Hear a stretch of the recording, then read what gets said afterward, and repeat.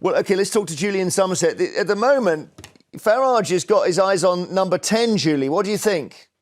I think it will be one of the best things that will ever happen to this country for Nigel Farage to be Prime Minister and Miss Anne Widdecombe to be somewhere in his top 5 or something.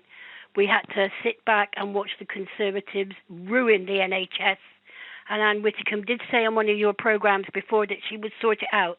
The NHS needs sorting out. Having listened to Julie and her concerns over the NHS, how does she think Farage will sort it out? He doesn't want to do it through taxation and favours the French-style healthcare system, which is based on a social insurance model, where usually the patient ends up paying around 30% of the cost and the state pays the rest. So you'd have to pay something like between £5 and £10, say, to see the doctor or a specialist. I imagine hospitals under reform would become like air travel, where any little extra would be charged. So you have to stay overnight? That will be £50 for a bed. Now listen as Farage lies about Labour lying about reform in the NHS. Starmer says that you want to charge to use the NHS, do you? It's a Labour lie. This is the Labour lie machine. I have never said anything of the kind. This is December 2024 from The Telegraph. This is you.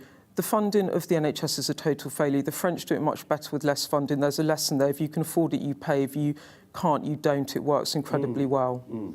The French have a statutory health system levied from a mix of contributions from earned income and unearned income. You know, the central government funding and a little bit of a top-up fee.